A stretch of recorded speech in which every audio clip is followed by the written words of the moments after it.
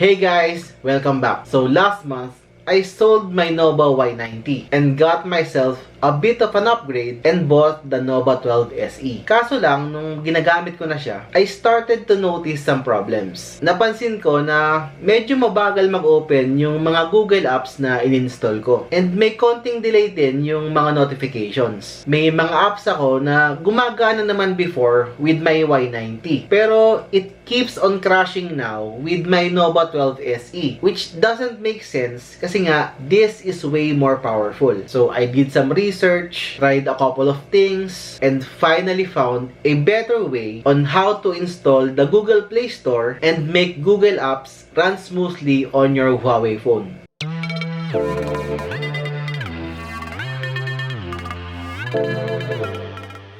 A quick disclaimer lang bago tayo magsimula na 100% working lahat ng steps by the time I upload this video. If ever may mga steps or links na ayaw nang gumana in the future, normal po yan. Kasi workaround lang to lahat. Pero huwag kayong mag-alala kasi nag-upload ako ng mga updated tutorials regularly. So don't forget to subscribe para lagi kayong updated. So, una natin gagawin is to go to settings, then click on system and updates to check if updated sa pinaka-latest version yung software na gamit natin. Kung hindi pa updated, update nyo na lang.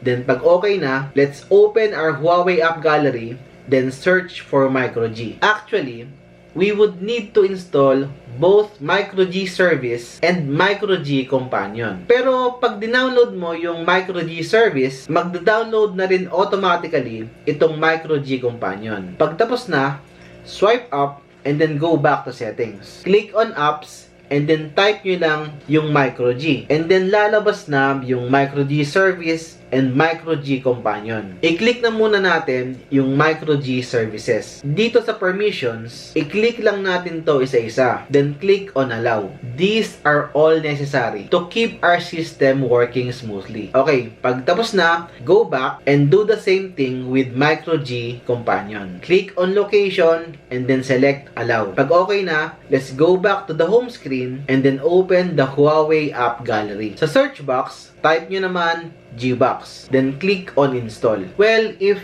familiar kayo sa mga previous versions ng Gbox, alam nyo na mas marami tayong kailangan gawin bago natin siya magamit. Ngayon kasi, sa version 1.6.3.5, wala ka nang masyadong kailangan gawin. All you have to do is to log in with your Google account pag-click natin ng Play Store icon. Pagka-login mo, pwede ka na agad mag-download ng mga Google apps na gusto mo. Okay, before we end this video, let me clarify a few things. Marami sa inyo yung nagtatanong kung safe ba to or kung hindi ka ba mahahack. Well, I've been using virtual machines for around 5 years now. Dati, yung gamit ko is VMOS. And then, Gspace naman. And now, itong Gbox naman. I understand why some of you might worry about its safety. Kasi, once nakapag-sign in na kayo, you will then receive a security alert email from Google. This is normal kasi safety feature yan ng Google each time magsa-sign in ka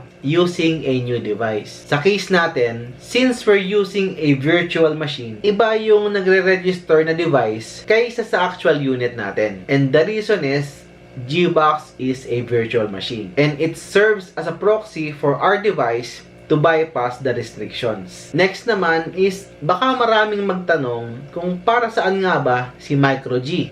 Pwede mo namang gamitin si Gbox on its own. Well, let me show you an example. Pag inopen natin yung Play Store app, we will see this loading screen. And meron siyang 3 to 4 seconds delay bago siya mag-open. Ganito yung mangyayari sa mga apps natin pag Gbox lang yung gamit natin. Pero, pag finalo nyo yung tutorial natin and inuna nyong i-install yung MicroG and then Gbox, mas mabilis mag-o-open yung mga apps nyo. Each time mag-download kayo ng app sa Play Store, magkakaroon ng prompt kagaya nito before you install. It's like the apps are being installed within the phone system. And hindi na siya dumadaan sa Gbox. Kaya mas mabilis na siya mag-open and mas real-time din yung notifications. Lastly, may mga nagtatanong din sa inyo na kapag ba ginawa nyo na to, mai-install nyo na ba lahat ng games and apps na gusto nyo? Well, sa experience ko, lahat naman ng mga apps and games na kailangan ko,